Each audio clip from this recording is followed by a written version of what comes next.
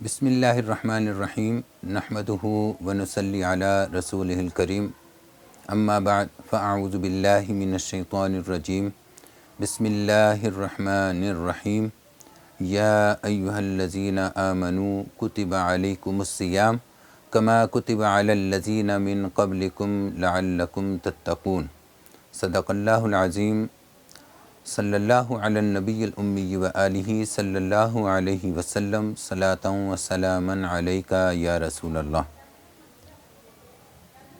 ماہ رمضان ماہ نزول قرآن بھی ہے، ماہ صبر بھی ہے۔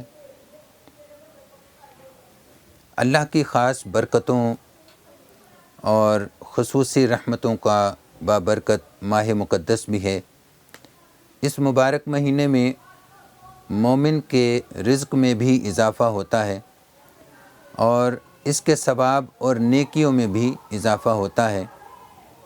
اس بابرکت مہینے میں اخوت و مساوات کے عظیم الشان مناظر دکھائی دیتے ہیں۔ اس مہینے میں جنت کے دروازے اہل ایمان کے لیے کھول دیے جاتے ہیں اور دوزخ کے دروازے بند کر دیے جاتے ہیں۔ شیطان کو جکڑ دیا جاتا ہے تاکہ لوگوں کے لیے نیکی کرنا آسان ہو جائے۔ اس مہینے میں ذکر و فکر، عبادت و ریاضت، تسبیح و تحلیل، تلاوت و نوافل، صدقہ و خیرات، الغرض ہر قسم کی عبادات کا ثواب حاصل کیا جاتا ہے۔ گویا یہ مہینہ نیکی اور ثواب کے موسم بہار کا مہینہ ہے۔ عبادت کے اس سارے اہتمام کی غرض و غایت اور مقصد کیا ہے؟ اللہ تعالیٰ نے قرآن مجید میں خود اس کی وضاحت فرمائی ہے۔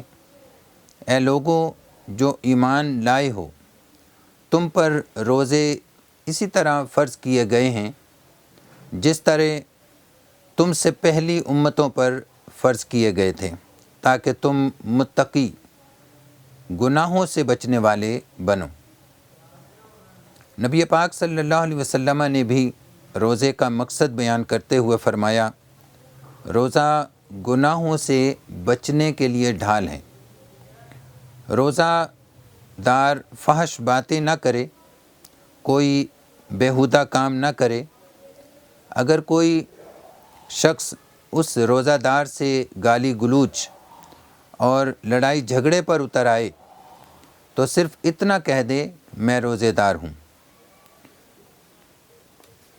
گویا جس نے مہینہ بھر دن کے اوقات میں ترک طعام کے ساتھ رات کے اوقات میں قیام کر کے بندگی رب کا احساس پختہ کر لیا، جسم کی بے قابو خواہشات کو روک کر تزکیہ نفس کا اس کو حرز جاں بنا لیا، اپنے اندر حیوانی تقاضوں کو دبا کر روحانی قوتوں کو جلا بخشی، گناہ اور برائی سے توبہ کر کے نیکی اور بھلائی کا رستہ اختیار کرنے کا مصمم ارادہ کر لیا، اس نے روزے کے اغراض و مقاصد حاصل کر لیے اور اس ماہ مقدس کی برکتوں سے اپنا حصہ پا لیا۔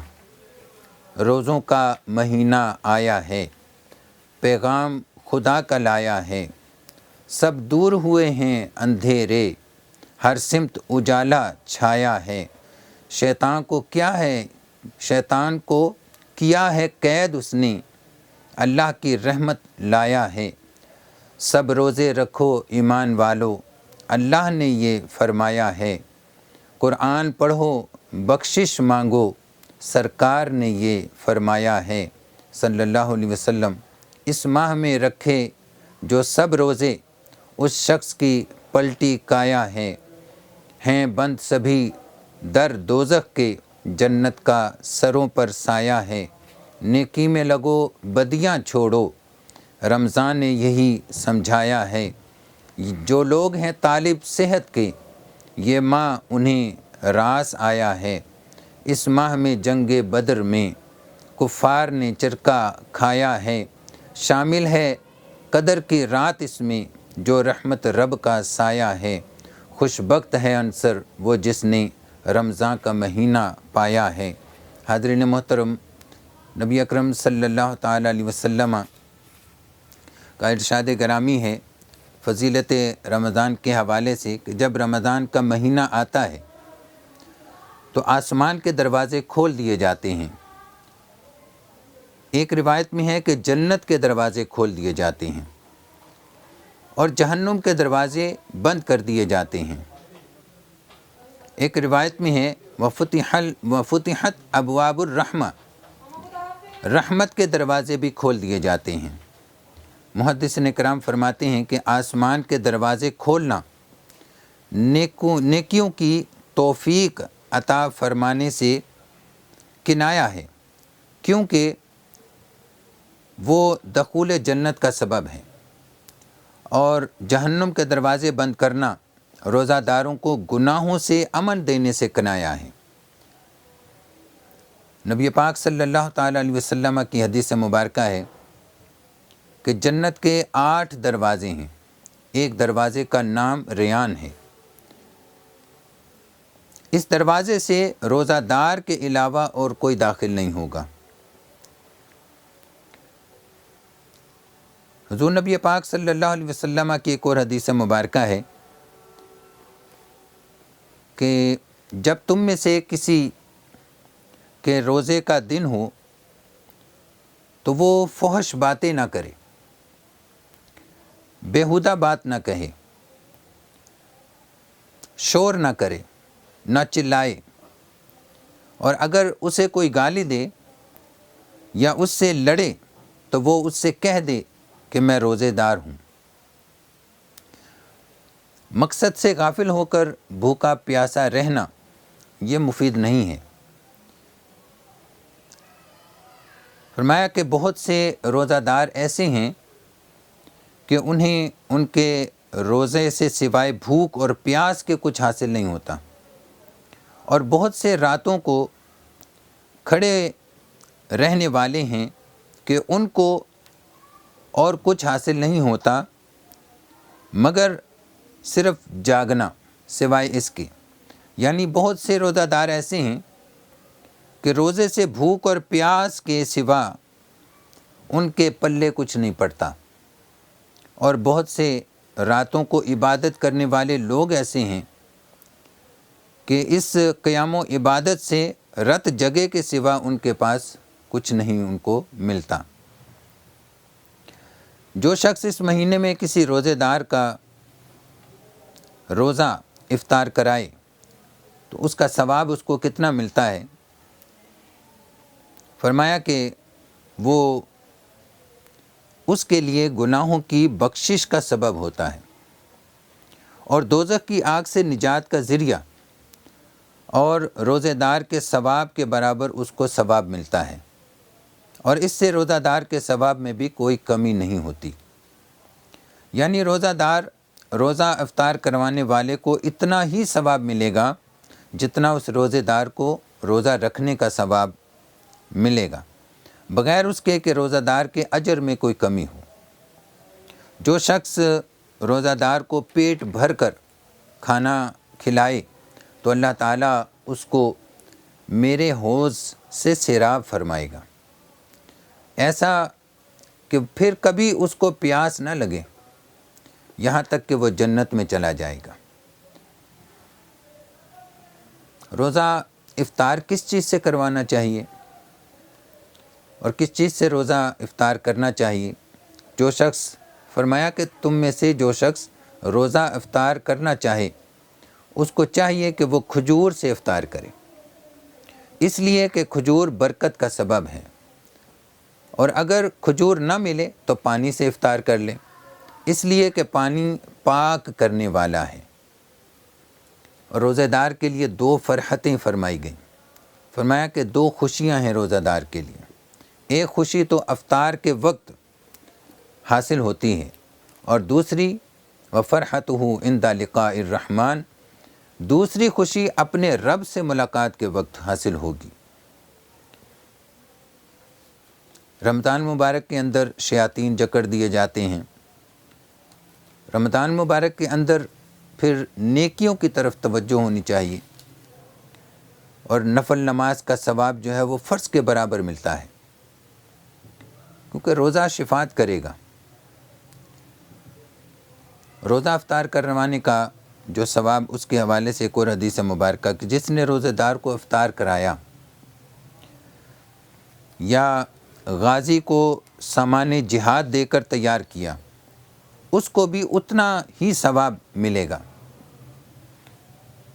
اس مہینے میں اللہ تبارک و تعالی روزے دار کے لیے بہت سی برکتیں عطا فرماتا ہے۔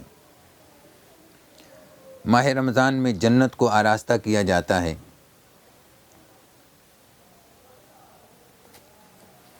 تمام اعمال بندے کے روزے یہ اللہ کا روزہ ہے۔ اس میں ایک رات بڑی خوبصورت آتی ہے جس کو شب قدر کہا جاتا ہے۔ فرمایا کہ جس شخص نے ایمان اور اخلاص کے ساتھ ثواب کے حصول کی غرض سے شب قدر میں قیام کیا، عبادت کی، تو اس کے سارے پچھلے گناہ جو ہیں وہ بخش دیے جائیں گے۔ اس ماہ مبارک میں ایک رات بھی آتی ہے جس کو شب قدر کی رات جو کہتے ہیں۔ حضرت انس رضی اللہ تعالیٰ عنہ سے روایت ہے کہ حضور سراپہ نور صلی اللہ علیہ وسلم نے ارشاد فرمایا، جب عید کا دن ہوتا ہے تو اللہ تعالیٰ اپنے ملائکہ پر اپنے بندوں کے ساتھ فخر و مباحات فرماتا ہے کہ اے میرے ملائکہ، اس مزدور کی کیا جزا ہے جس نے اپنا پورا کام کر لیا؟ فرشتے عرض کرتے ہیں، اے رب، اس کی یہ جزا ہے کہ اس کو پورا اجر دے دیا جائے۔ پھر اللہ تعالیٰ فرماتا ہے، میرے فرشتوں، میرے بندے اور میری بندیوں نے میرا فرض ادا کیا، پھر دعا کے لیے ہاتھ اٹھائے، مجھے اپنی عزت و جلال، اپنے کرم اور برتری کی قسم ہے، میں بے شک ان کی عطائیں قبول فرماؤں گا۔ پھر اللہ تعالیٰ فرماتا ہے، تو میں نے تمہیں بخش دیا، میں نے تمہاری بدیوں کو نیکیوں سے بدل دیا، میں نے تمہاری بدیوں کو نیکیوں سے بدل دیا۔ سرکار فرماتے ہیں وہ مغفور واپس ہوتے ہیں۔ اس حدیث پاک میں بدیوں کو نیکیوں سے بدلنے کا سے مراد یہ ہے کہ صحائف اعمال میں اللہ تعالیٰ کے فضل و کرم سے ہر بدی کی جگہ نیکی لکھی جاتی ہے۔